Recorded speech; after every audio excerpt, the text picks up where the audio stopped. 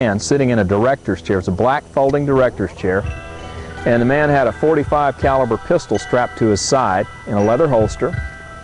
And what was so strange about him was that he appeared to be wearing a complete wig in addition to having strange-looking eyebrows, and he had obviously no body hair.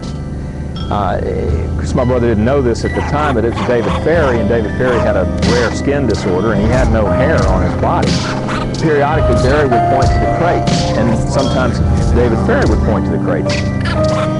And after about 10 minutes of conversation, Barry came back over to my brother. He says, "John, how'd you like to make about $400 a week?"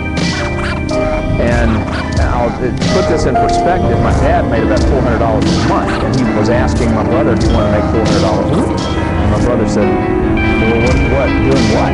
He said, "Flying planes with me." As we later discovered, David Ferry was probably at the time working for the Central Intelligence Agency, and it appears that Barry Seal was working for David Ferry. While still an impressionable teenager, both Barry Seal and Lee Harvey Oswald came under the tutelage of a man who wouldn't want your worst enemy's kid to know. David Ferry, a pedophile, and worse. He's a real weird guy. Real weird, looked like somebody perfectly took out the floor and put on his head. It was real strange. He was a real strange guy. Every now and then he would fall off. He'd be talking to you, and it would slip, and he was bald-headed.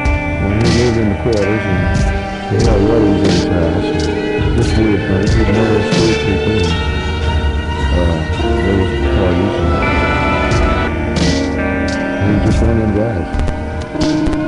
Something strange went on in the Louisiana Civil Air Patrol of the middle 1950s.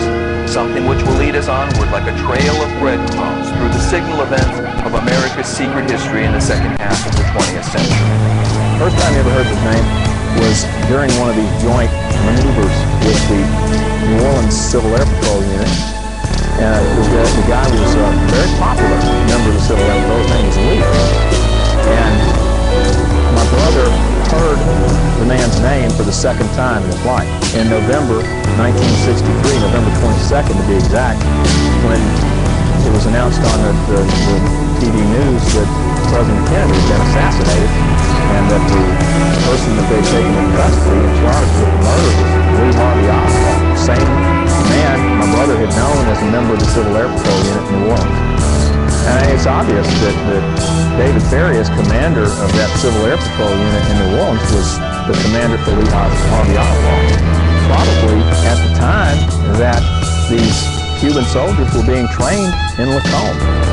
And it doesn't take a mental giant to put the rest of it together. You just have to figure, well, if Oswald was under Ferry in the Civil Air Patrol, now here's Oswald being inculpated in connection with the assassination of the President of the United States a few years later.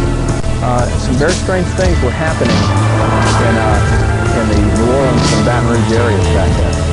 The House Select Committee on Assassinations tried to find Oswald and David Ferry's record in the Civil Air Patrol files. But in a sordid series of lost and stolen documents that have kept America's secret history hidden from the American people, they discovered that most of the records of the squadron had been stolen. One record, which escaped being stolen, however, reveals that Oswald joined the Civil Air Patrol on July 27, 1955, while at summer camp with Dave Ferry.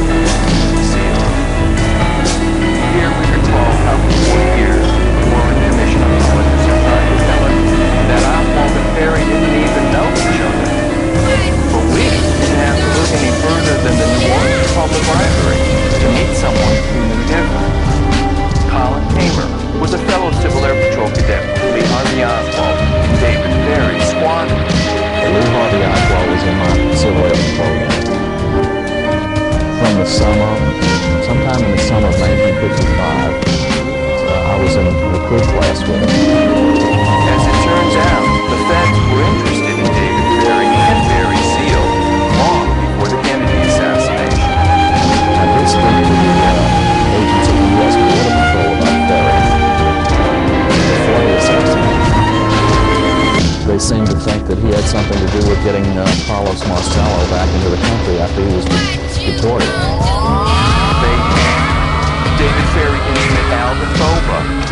to us that he had picked Ferry up at the airport following his return from Guatemala with Marcelo.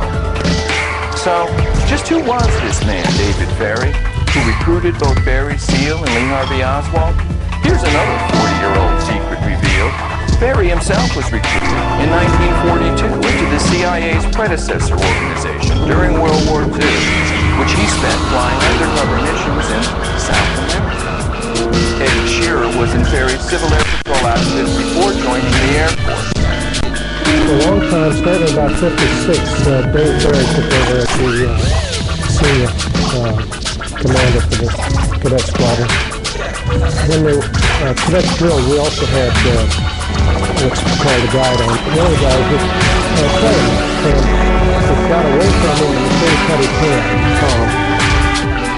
And that's when I realized that Dave had probably been doing hypnosis with him or some other, because he went to him and had him hold his hand up and then started speaking to him, saying that you'll feel sensation, no pain, breathing will stop, and it did.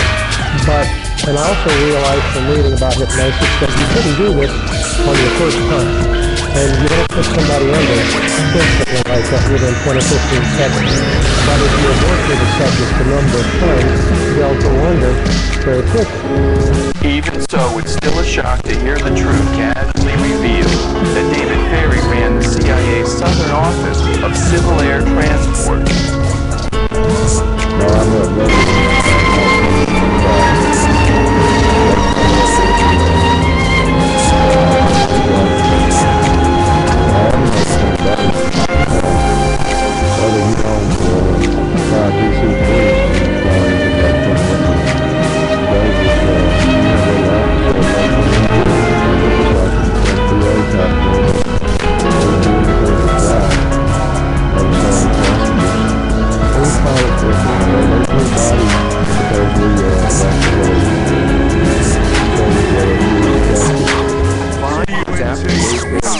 untimely suicide on leave was being called to testify. These same 5 ECPs were controlled by Barry Seal's role in the Kennedy assassination. Proven to us when we discovered this picture of some of the conspirators taken in a Mexico City nightclub exactly 10 months before the day of Brady's murder. This photo is CIA assassination squad now an operation reported after the Mexico City That's Barry Seal, a young-looking 24-year-old. And there's CIA agent, professional assassin Felix Rodriguez, George Bush's great good friend, remember? He's the guy who tracked down and killed Che Guevara in Bolivia. This day, we're going to see Guevara's hand sitting in a jar on his bedroom dresser. Covering his face with his sport coat and striped sturgeon, Watergate, Bay of Pigs and a man who, before he died, made a written confession of control of the JFK assassination. See that dapper guy, front right? Meet the man researchers refer to as the second Oswald, who control and impersonate Lee Harvey Oswald in order to defeat the captain.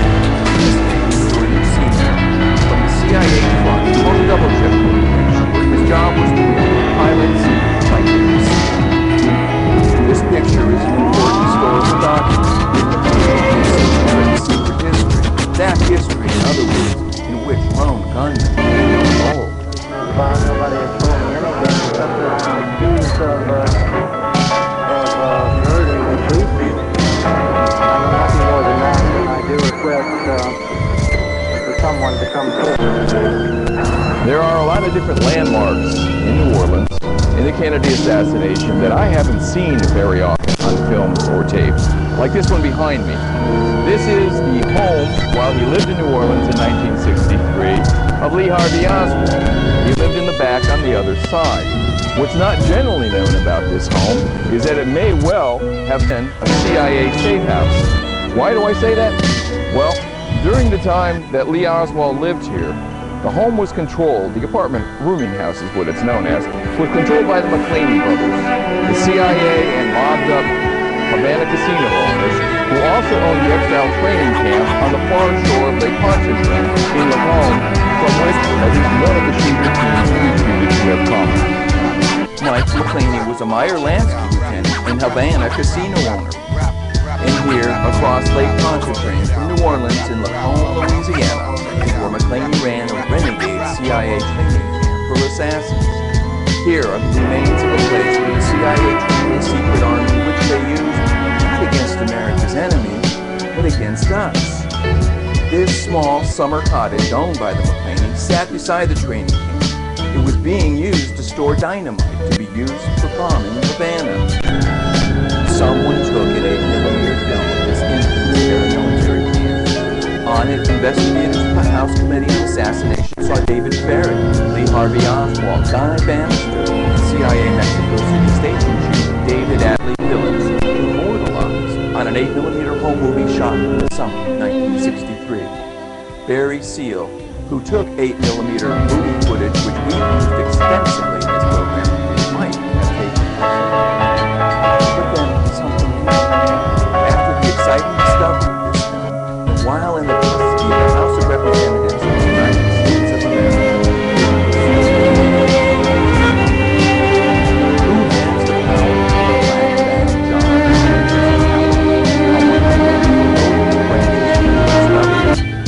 Probably not the Ghostbusters.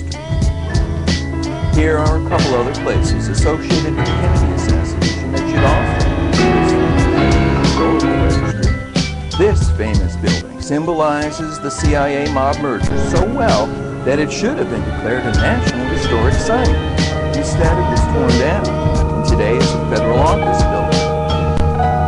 Housed here were Guy Bannister's offices, which served as the war room for the anti-Castro Cuban Revolutionary Council.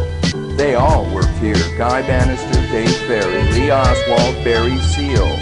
This is also where Barry met mobster Murray Kessler, with whom he will be arrested in 1972. James Miller is the pilot who was arrested with Barry in the 72 bus. Well, I was aware that Barry known Murray Kessler since the 60s, but sometime early 60s, and that Murray was one of the ones who were discussing the overthrow of Cuba. And this is Redbird Airfield, just outside Dallas, Texas, where a getaway ship took off unmolested after the assassination.